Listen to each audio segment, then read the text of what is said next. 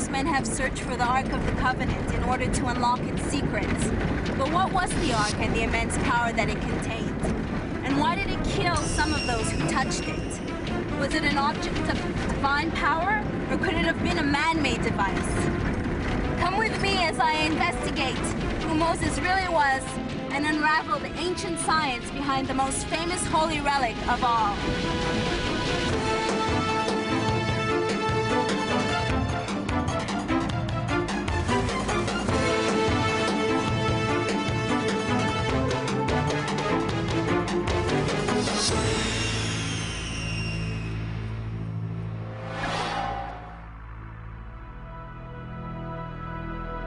The book of Exodus in the Bible is very clear on how to build the Ark of the Covenant.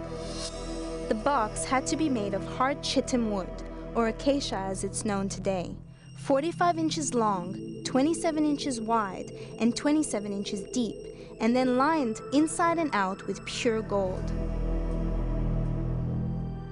A solid gold mercy seat, or lid, was to be placed on top of the ark, upon which perched 2 gold winged cherubs facing each other with their wings spread.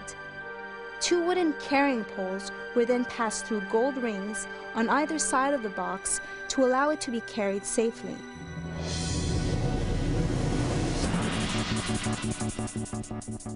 But the Bible also says the ark erupted in a shower of sparks and flames, killing those who touched it and laying waste armies.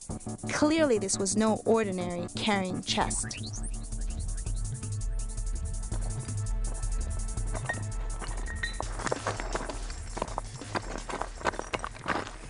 I'm here in the Sinai Desert, amid thousands of square miles of just sand and scrub. According to the Bible, more than 3,000 years ago, Moses stood here and received instructions from God to build the Ark of the Covenant. A wooden box covered in pure gold in which to place 2 stone tablets bearing the 10 Commandments. But no one really knows what the Ark was. One scientist has a controversial theory. He believes that it was a capacitor or a battery of sorts.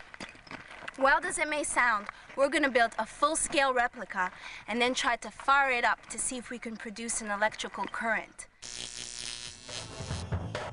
To unravel this ancient mystery, scientist John Hutchison has put together a team in Vancouver who are all experts in their fields, including cabinet maker Dan Northrup and electrical engineer Corey Whaling.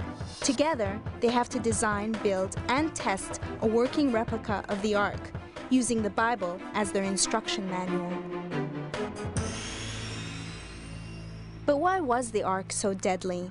Highly controversial theories suggest that it might have contained particles from a meteorite.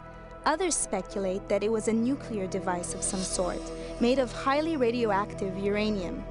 John Hutchison's belief is no less controversial, but much more practical. He believes that it might have been a high-voltage capacitor, part of some lost, ancient technology. According to his theory, when it was carried across the hot desert, the 2 gold cherubs on top of the box collected huge amounts of static and electromagnetic electricity, causing the entire outside of the Ark to be negatively charged.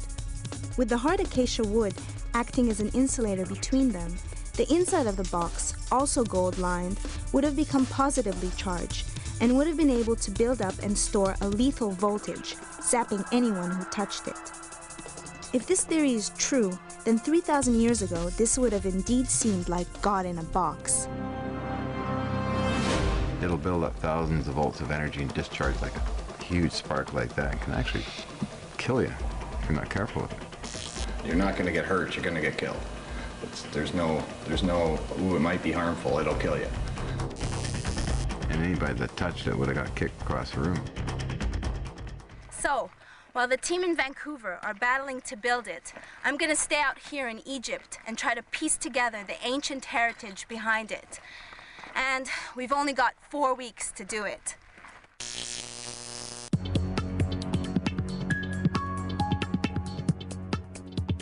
Dan has bought long planks of raw milled Canadian acacia, which he now needs to cut down to size. Based on the ancient measurement of cubits in the Bible, he's calculated it will be 27 inches high, 27 inches wide, by 45 inches across.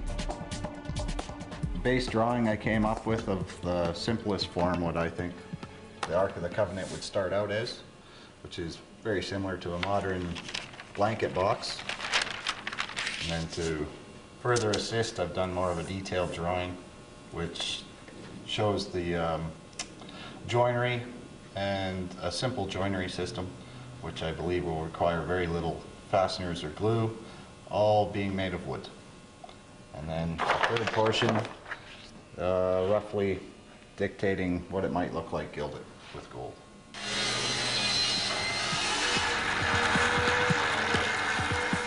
My further research this morning in the Bible, I went back to the time of Exodus, as I have several times the instructions for the sizes, the materials. 2 cubits shall be the length thereof, and a cubit the breadth thereof, and a cubit and a half the height thereof. And thou shalt overlay it with pure gold, and make thereto a crown of gold around it. We took all the measurements and stuff, a lot of it came right out of the Bible. So we're trying to, here, there's your negative earth, negative outer layer. That's what talks about it floating.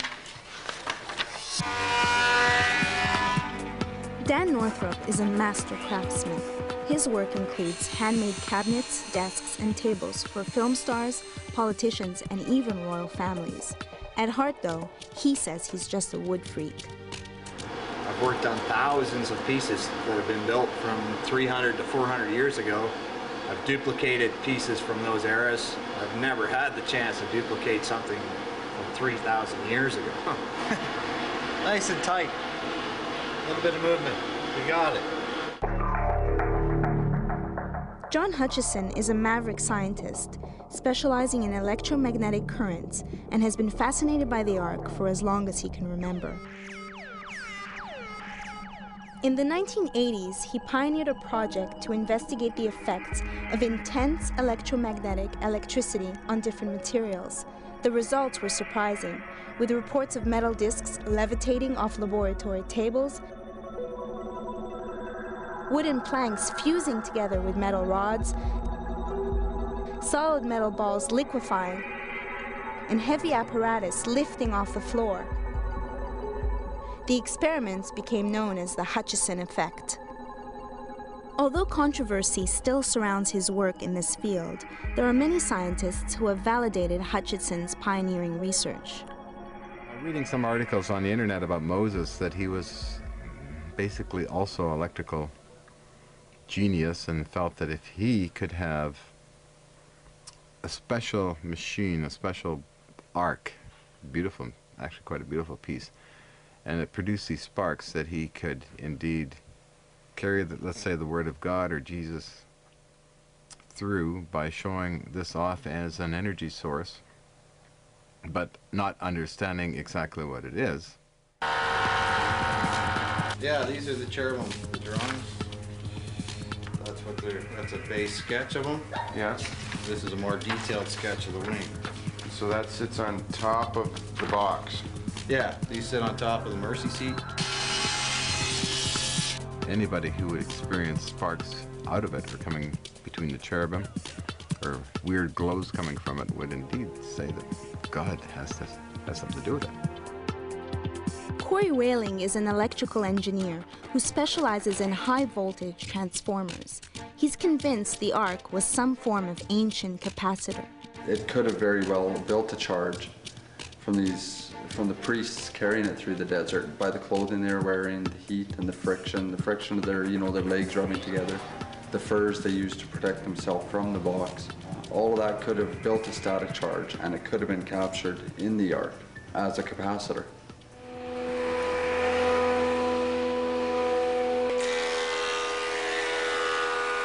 While Dan mills the timber, John hits Vancouver's junkyards to find parts and materials to build the electrical apparatus.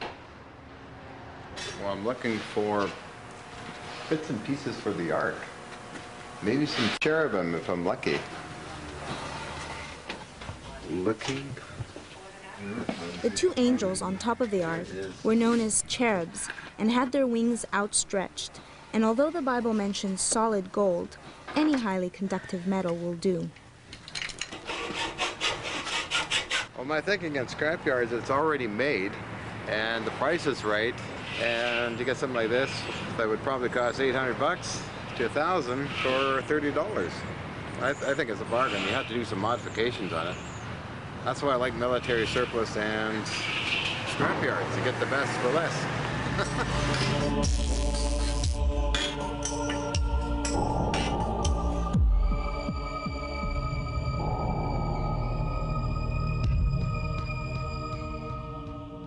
While John Hutchison and the team in Vancouver battle against the clock to build a full-size replica of the Ark of the Covenant, I've come back to Egypt, the country of my ancestors, to try to unlock the secrets of this enigmatic box.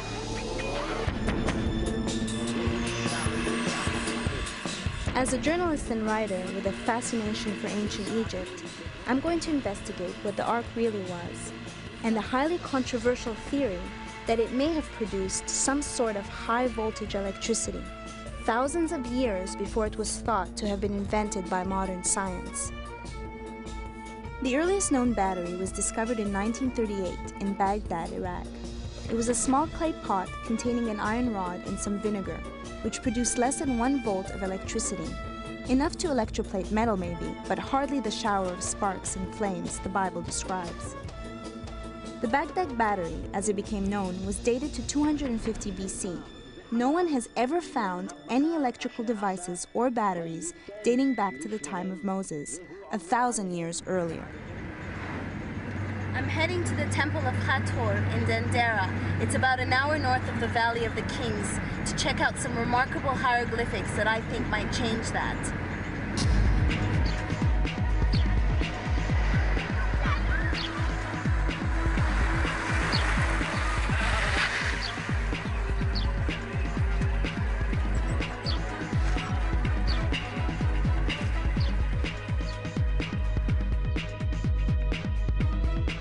This was one of the most important temples in ancient Egypt. It had the largest alchemical library in the kingdom and was a center of science, medicine, and learning. It also houses some of the best preserved and most intriguing wall reliefs ever discovered. In the heart of the temple was the Holy of Holies, an inner sanctum which was only accessible to the high priests and the pharaoh himself. This is where they performed their alchemy, transmutated metals, interpreted dreams. This is where the magic went down, and all the secrets are etched on the walls around me. Like this ark, look at it. There's a box with wood carrying poles. It looks exactly like the Ark of the Covenant. And although we don't know its exact purpose, it's very possible that it was an integral part of their magical ceremonies.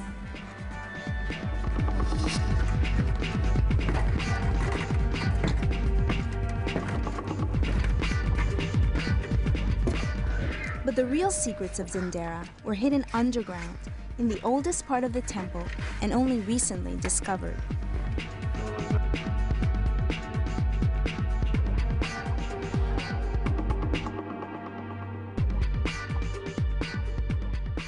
Underneath the temple, deep in the crypt, are supposedly these mysterious hieroglyphics, first found by British Egyptologist Alan Alford in the 90s.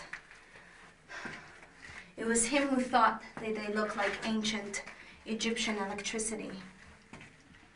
I think these might be them. Yes. It's amazing. If you look, these definitely look like huge light bulbs. And they're going into cables right here. And then on the other side, looks very industrial, are these transformers. It's very compelling evidence. Could this be evidence of ancient Egyptian electricity?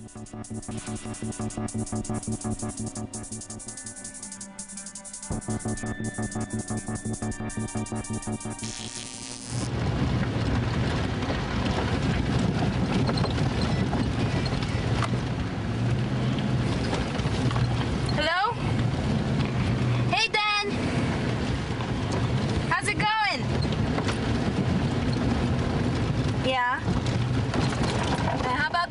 carrying poles.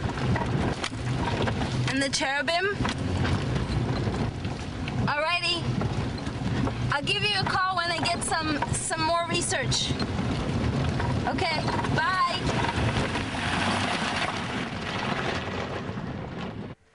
So, it's possible that the Egyptians were familiar with electricity, but what about the Ark of the Covenant?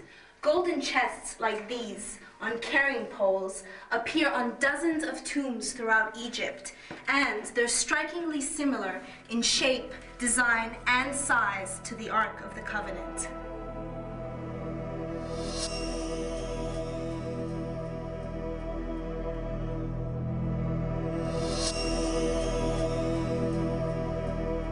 When the tomb of Tutankhamun was discovered in 1922, Howard Carter found a large number of ceremonial boxes built to contain stone effigies of their gods, including one made of gold with 2 carrying poles and the god of death, Anubis, lying on the top. Could the Ark of the Covenant be modeled on this? Even more intriguing was the young pharaoh's coffin, over which hung a large cloth tent interwoven with thousands of small bronze stars, surrounded by winged cherubim, very similar to the description of the tabernacle in the Bible. Dr. Hani Regab is the curator of the Pharaonic Museum in Cairo and an expert on the Tutankhamun treasures. The Ark of the Covenant was very much an ancient Egyptian artistic piece, description-wise. And then the second thing is the 10 Commandments, which are believed to be the first law given to man. 7 of those 10 Commandments are in the Book of the Dead that existed long before the Jews came to Egypt. It seems possible that whoever wrote the description of the Ark in the Bible must have known about the ceremonial boxes and funeral rituals of ancient Egypt.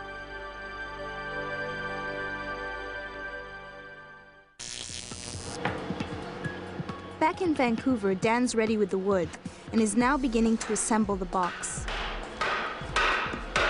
This is about half of the lumber that's going to be involved in the box, and I'd say we're well over 100 pounds at this point.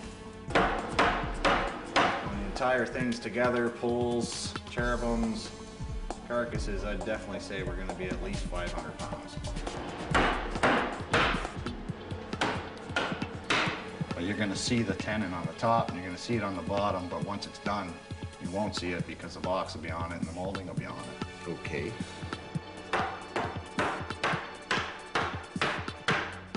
Where we've got our mercy seat, top of the box, where the cherubims are going to sit, pretty much ready to go.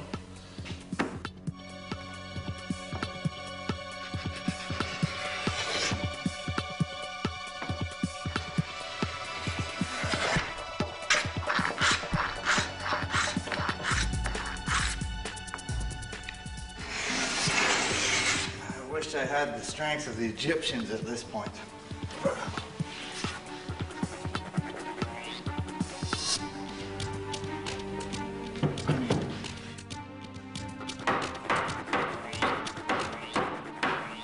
The things I am finding is they used very limited tools to do a lot of work.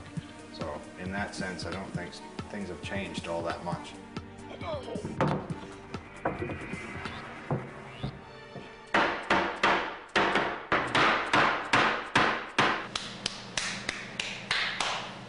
Just need the orders from Mr. Hutchinson.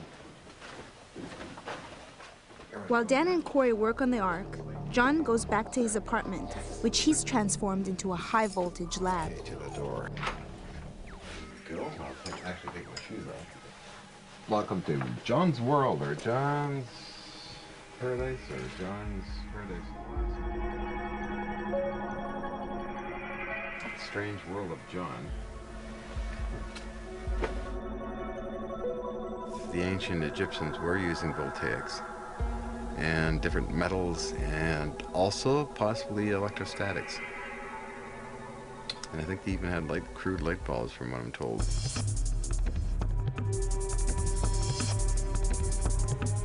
John's built a scale model of the Ark, using the same acacia wood, but 2 brass eagles instead of angels. He's attached the box to a powerful transformer to test how it will react to a high voltage charge. Even here, the dangers are very real.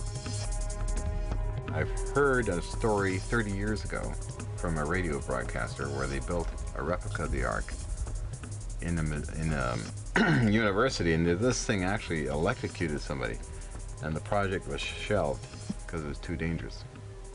The cherubim, with their wings outstretched over the mercy seat, act as spark gaps, really, because they're so close together, which means that they could carry a spark right across them and cause a glow effect to come down onto the highly polished gold mercy seat, and you'd see all this magical light in that, like a mirror.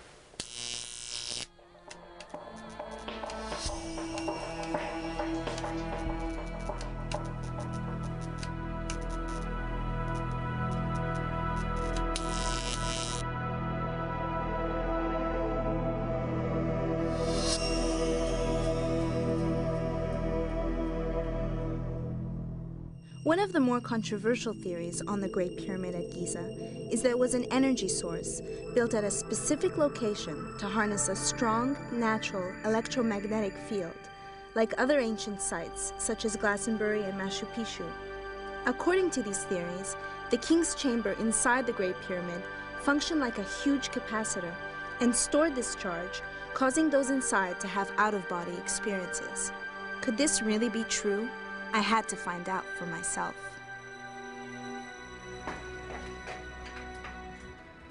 Arriving early in the morning, the pyramid was opened especially for us, and I was allowed in on my own. You can't imagine how massive this structure is until you're actually inside and climbing up the main shaft.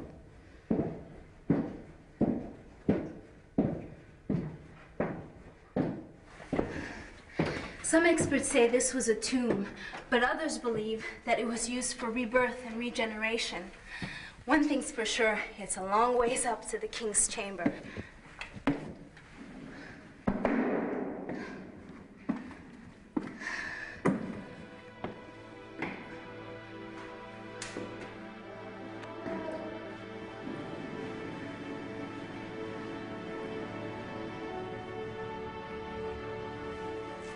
What I find the most intriguing about the king's chamber is this basin here. It's made out of quartz and granite, and it's the same cubic capacity as the Ark of the Covenant. 45 inches long, 27 inches wide, and 27 inches deep. What was it used for? Could it have been that the Ark of the Covenant was placed in here, and that's how the pyramid came to life? I didn't have an out-of-body experience here, but there is a strange feeling, a strange kind of energy. It's tempting to speculate that the granite basin was indeed some form of rebirthing pool, its natural quartz crystals and this whole chamber somehow brought to life by a power source. But without any proof, speculation, it must remain.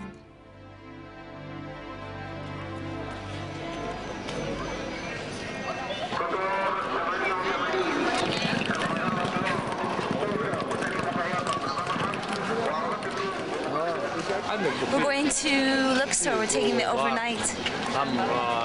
Should be interesting. 10 hours. And hopefully no bed bugs.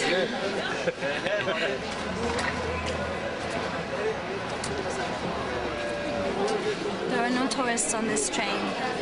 There's mostly locals. I guess all of them are going to Luxor.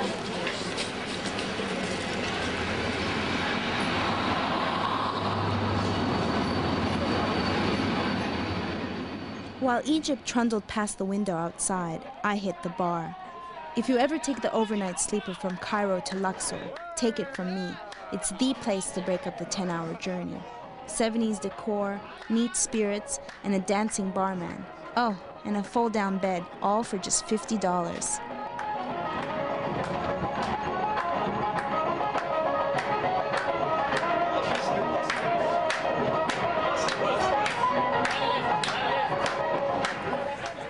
As dawn breaks, we arrive in Luxor, the ancient capital of Thebes. I've come here to meet a man who has been on a similar quest to me. Author Ahmed Osman has long been a thorn in the side of the Egyptian Antiquities Department with his outspoken views on the Exodus. He believes that Moses was the pharaoh Akhenaten. Just as the Bible says Moses did, Akhenaten believed in one God and fled Egypt with his followers to the Sinai desert. I believe in my own research, according to my own argument and research, that Akhenaten, the king who declared only one God, the monotheistic king, and closed all the temples, who ruled Egypt in the mid-14th century, I believe that Akhenaten was the historical Moses. So therefore, do you think that the Ark of the Covenant was Egyptian? The Ark of the Covenant was an Egyptian object used in worship, and it is certainly, you can find it all over the place, in Tutankhamun's tomb, all over the place. It is exactly the way Moses explained it in the book of Exodus. Why would Akhenaten create this box of tricks? People needed a powerful leader, and they needed to be sure that this leader does represent a bigger power, a superpower. And obviously these images and tricks help to enhance the position of the leader. Why do you think Akhenaten would create this box of tricks, like, you know, sparks coming out of He hasn't created it, he used it. And obviously because of gold, covered by gold and so on, it must have had some reflection. And they could, as all other Egyptian elements of worship, have used some chemical material or electric material to shine and give some kind of sound or image that can give an effect of some powerful deity. These boxes, these arks, which used to carry the holy objects, the holy figures sometimes, and covered with figures of cherubim, angelic figures and so on, and carried by 4 priests, are found in every place in Egypt, especially in Tutankhamun's tomb as well. Are there other things that the Hebrews took out from the ancient Egyptian practices? The Hebrews took many things from it. Even the 10 Commandments are Egyptian. I mean, in the Book of the Dead, you have this thing, when the deceased goes to be judged, you usually have a negative thing. I haven't done that, I haven't stolen, I haven't killed, I haven't done that. But in the book, in the 10 Commandments, you have it in the positive thing. I don't kill, in the imperative, don't kill, don't steal. Exactly the same moralities of the ancient Egyptian.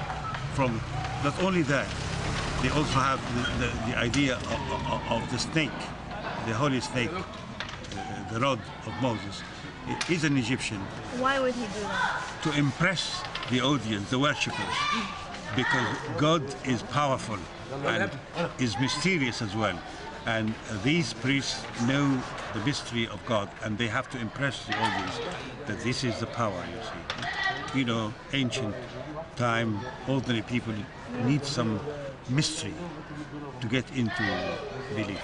Do you think that Serabit al-Khadam, do you think that that's the actual Sinai as opposed to St. Catherine's Monastery? You see, the Israeli archaeologists who were digging during the occupation of Sinai from Egypt, digging the area, they found remains of this temple on the top of Mount Sarabit. And this was a very ancient temple of the local people of Midianites in Sinai. It was a holy place from the old. Certainly, this Sarabit is one of the holy sites of the Bible. But we certainly know from archaeological evidence that there was a holy temple on the top of the Mount of Sarabit al-Khadim, and that there are lots of indication to confirm that Akhenaten lived there for some time. Petrie found at the end of the 19th century, he found the head of Queen Tai, Akhenaten's mother, in this temple. And he found evidence also in the temple of some kind of Semitic worship with a lot of burnt offerings and so on.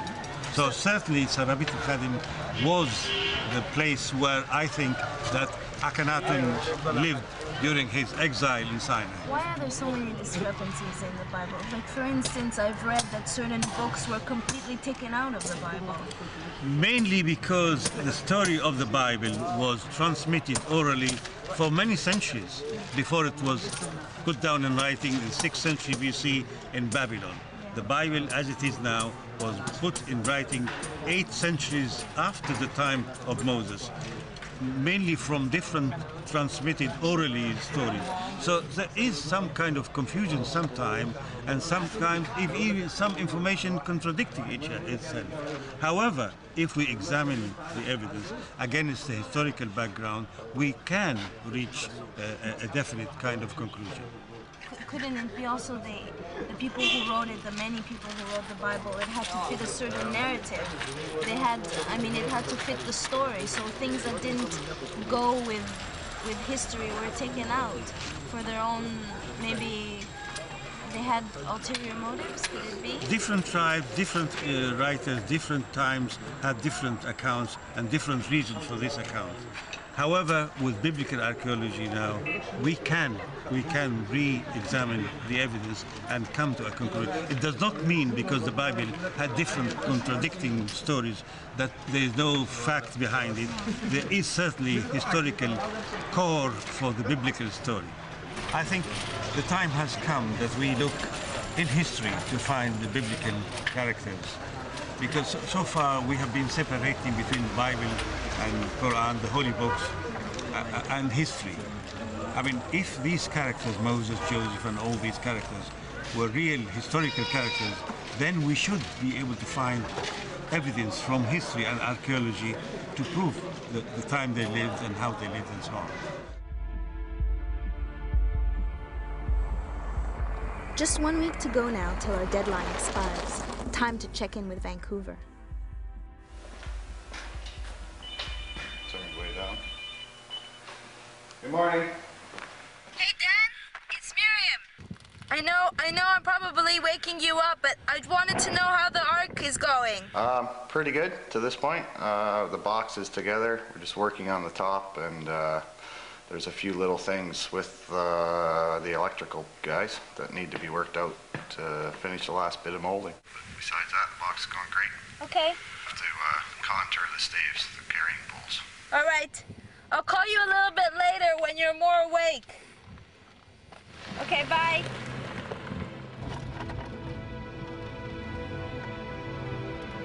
I've seen what looks like early forms of electric current on the walls underneath the Temple of Dendera, and I've seen dozens of ark-like golden chests in tombs.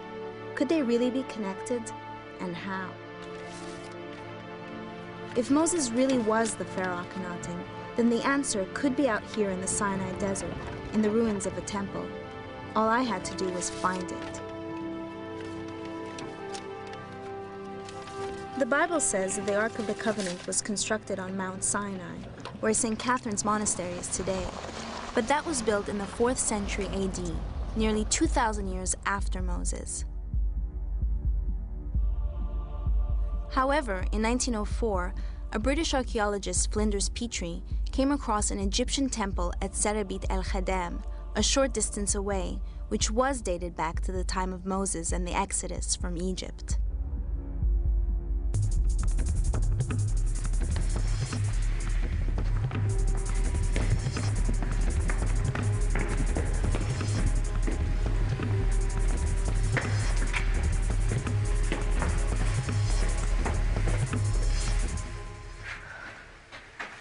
Serabit el-Khadam was dated back to 2600 BC.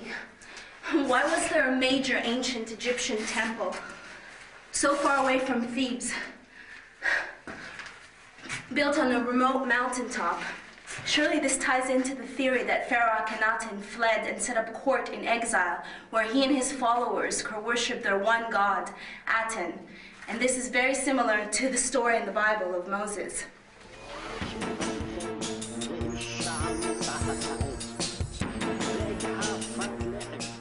When Petrie excavated the site, he found evidence of furnaces, crucibles, and tools, as well as a large amount of white powder mixed with sand. This was clearly much more than just a temple. Had Petrie found Akhenaten's alchemical workshop? A place of science and worship? Could this possibly have been where the Ark of the Covenant was built?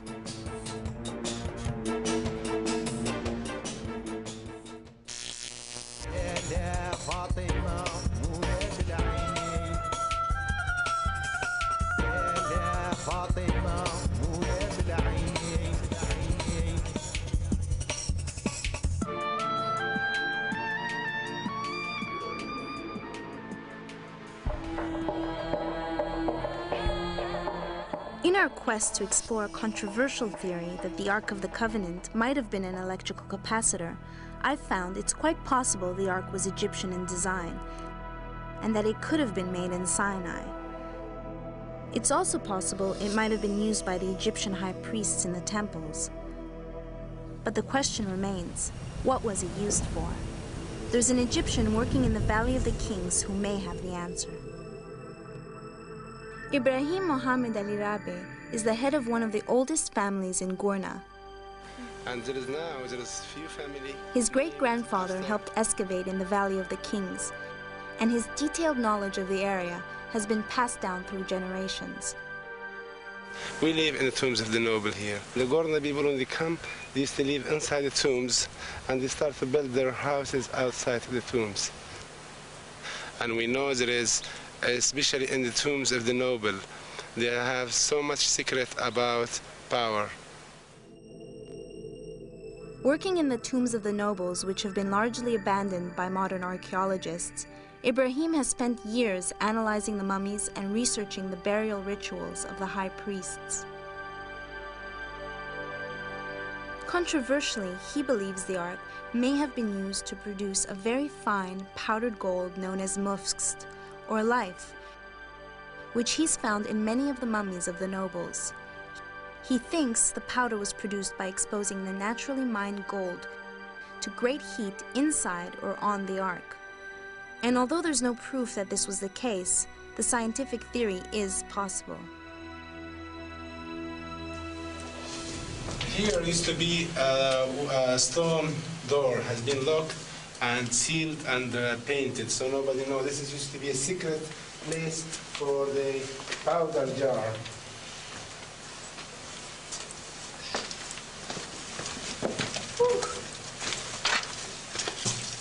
Here we are in a secret place where they used to put golden powder and the white powder inside jar, and this inside jar used to be in one of these small rooms here inside. But the jars are broken, so someone stole what was inside. Yeah, somebody broke them actually because they found them sealed. They don't know the secret. Yeah. They just broke them. Somebody's arm. Oh my God. See how big? Wow. And it's heavy because of all the medicine herb and the gold inside.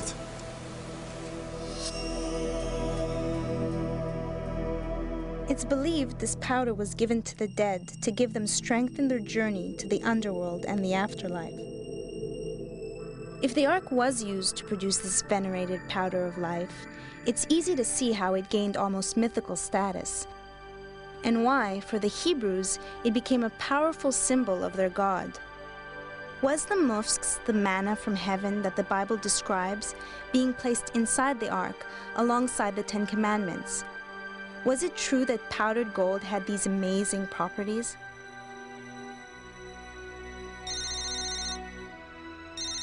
Hello? Miriam, how are you doing? I wanted to ask you a couple of questions. While I've been doing my research, I came across something called mufskst, and it's supposed to be this high spun gold. I know about this special white powder. There's been a lot of interest in the scientific community about it. They refer to it in the scientific community as monatomic elements. Yeah. It's white powder that is found in mining areas, and they analyze it and find that it contains gold, the salts of gold. Yeah, that's exactly Exactly. That's exactly what I'm saying. Okay, this is good. I'm having a lot of fun on the project. And I hope everything over there in Egypt's okay. You're very welcome, and have a great evening or day, whatever it is over there. I'll be in touch with you. Find out the progress. All right. Bye. Bye.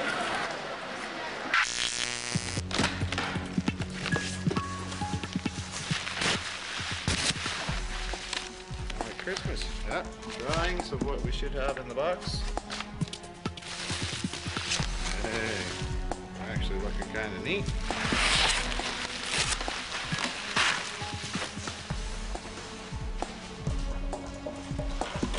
With the 2 brass cherubs now on site, Dan puts the finishing touches to the ark, adding the intricate hand-carved moldings and panels, as well as the carrying poles.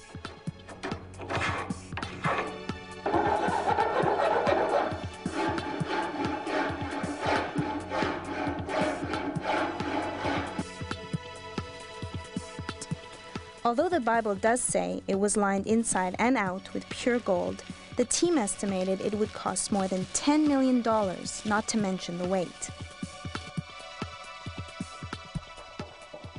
If it had a 9-inch slab of gold on top, which is 8, 9, whatever, if it had a solid slab of gold that was 3 feet by 5 feet, plus the box, plus all the other gold, plus the cherubims, it would have to be close to 2 tons. How many guys did they say carried it? 4.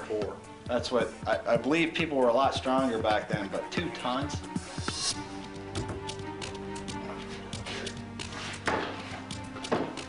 To turn this wooden box into a capacitor, they're putting 2 layers of copper plates inside the box, separated by a large sheet of insulation material. Each layer would be 1 plate of the capacitor. And when it's charged, one would develop a positive charge, one would develop a negative charge.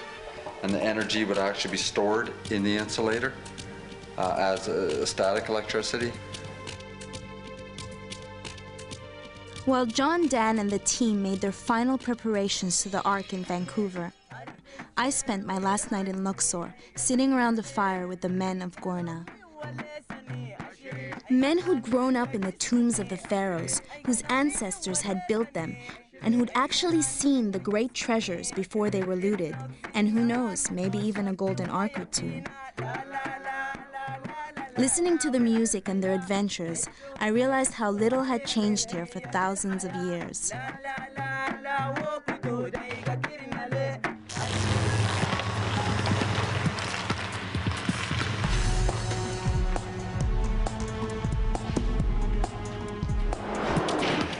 Okay. Finally, after exhaustive adjustments, rigorous safety checks, and many, many sleepless nights, the team's ready to test their full-scale replica of the Ark of the Covenant. The team has tried to be as true to the Bible's instructions as possible. Dan has used acacia throughout, a very similar hardwood to the chitim wood that the Bible describes. And like his ancient counterparts, Dan hasn't used any nails at all, just joinery. The Bible describes the Ark erupting in a shower of sparks and flames, laying waste armies and killing all those who touched it. The team's expectations are more modest than that, but they do expect to see a good spark of electricity between the 2 cherubs. Although the Bible also says the Ark had to be lined inside and out with pure gold, the cost of this would have been over $10 million today. So instead, the replica is lined inside with copper sheets. The 2 brass cherubs are attached to metal rods which lead down into the box. The team believes the Ark charged itself when it was carried through the desert for weeks on end. They think the heat and the friction would have built up a huge charge inside the box. To replicate this, John's attached the Ark to a powerful transformer, which will provide 50,000 volts of electricity. If his calculations are correct, the copper chamber inside the box will charge up and then spark between the wings of the 2 cherubim. I think they'll actually put on quite a light show. You don't want to touch it. definitely do not want to go anywhere within feet of it, really, when it's arcing. This power is the primary energy here, here, so here. Cable's again. Okay, he's connected. Why have I got this here? Anything can happen, I guess. So you're not concerned then? Oh, that'd be fun. What the hell? Why not? You only live once, right? Let her rip.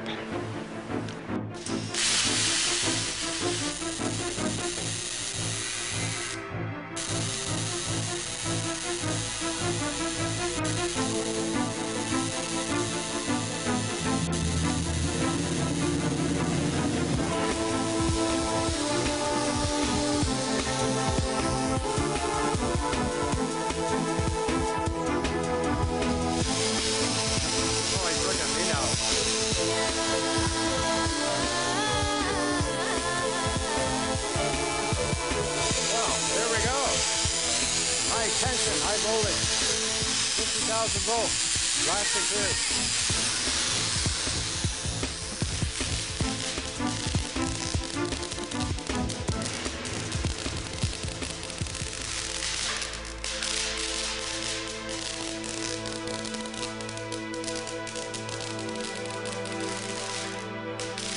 The experiment did seem to be a success. The ark did charge up like a capacitor, and the cherubim did spark between their wings before bursting into flames. Even in a warehouse in Vancouver, it's easy to see how people saw this as God in a box 3,000 years ago.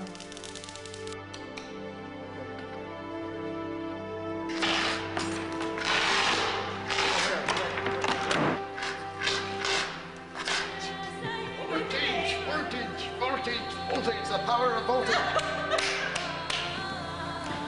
This whole thing disintegrated. Oh my gosh. Look at this little part, it disintegrated.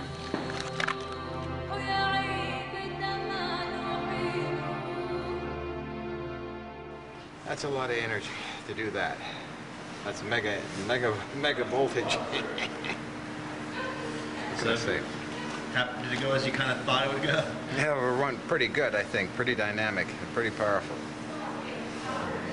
To blow them up like that, that's a lot of energy. Ooh. How do you feel now that it's over? I feel ready to build 4 kitchens and a dining room set. It did arc. I don't know if we proved it killed people or threw fire at people, but you know, we proved it's possible that it could have been a capacitor. I got a couple more trees so we can build another one.